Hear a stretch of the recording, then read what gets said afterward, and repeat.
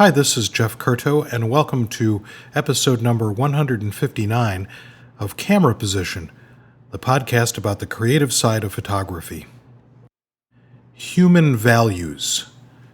Those emotions and beliefs and traditions and knowledge that we understand and share as human beings, those values are an integral part of how we come to express ourselves in photography. In fact, human values may be at the essence of why we want to express ourselves with photography at all. And I suppose over these last few episodes of Camera Position, where I've been talking about the process of critiquing photographs and looking at the elements and principles of art, and then trying to bring in the ideas of psychology and the ways in which our mind works and the ways our creative impulses take hold over what it is that we do, in fact, create. And I suppose whether we all realize it or not, we probably make photographs and do other creative acts because we have something to say about our experiences being human.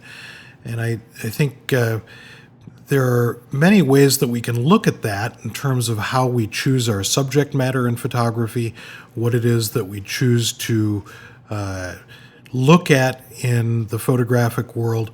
But I think that every one of us, regardless of the mode of photography we use, whether we're creating photographs in the studio or going out and hunting photographs out there in the world, all of us have at some point made a photograph in complete reaction to the experience of being in the world, to the experience of being human, even if it's one of those cliche photographs of a sunset or a mountaintop.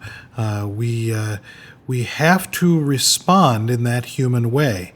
And that sense of humanity, I think, is also what draws us to the photographs that other photographers make. Other photographers have something to show us about the way that they see the world.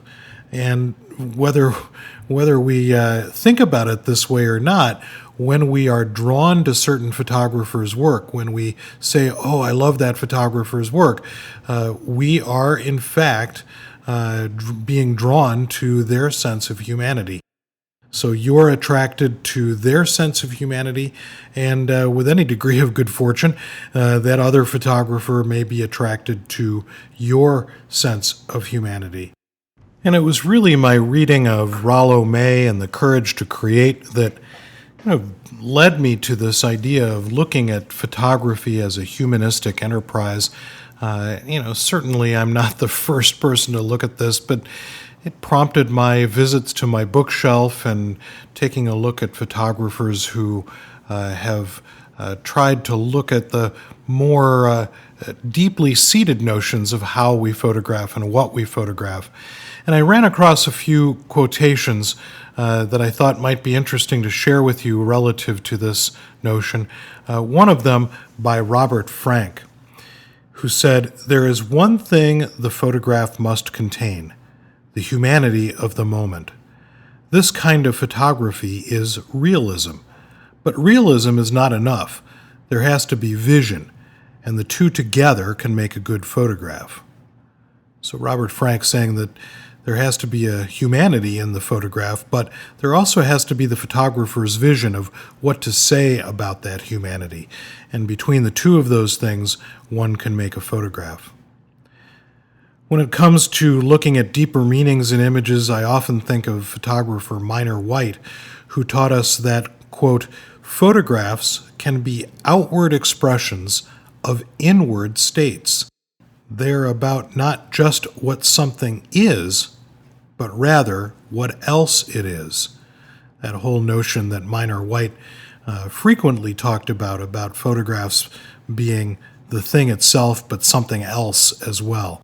His notion of expressing our own metaphorical point of view about what we see, that when we do that, we can communicate ideas to others. We can trigger some emotional response or intellectual response or even an imaginative response in the viewer's mind. And again, I think this circles right back to these notions of true criticism, of really examining how a photograph works, why a photograph functions the way it does, and how we come to know the photograph in a deeper way than simply reacting or directing the photographer whose work we're looking at. And I think really, when it comes right down to it, that's what we want too, isn't it?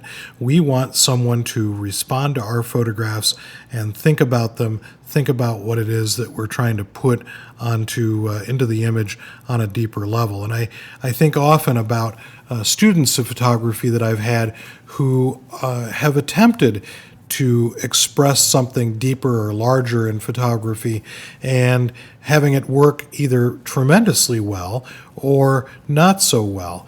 And that critical strategy of the 4 points of criticism can really help get at why that picture does or does not accomplish that particular task.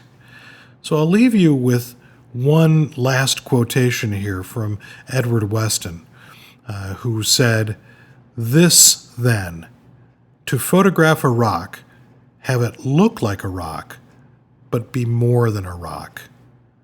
To photograph a rock, have it look like a rock, but be more than a rock." And I think that's what we're after, is that Westonian idea that is both simple and complex all at one time. So post some pictures to the Facebook page for Camera Position and my other History of Photography podcast, and let's see if we can make those pictures deeper and more metaphorically significant to the human aspect of other photographers' viewpoints. Thanks, and I'll look forward to seeing you on the next episode of Camera Position, the podcast about the creative side of photography.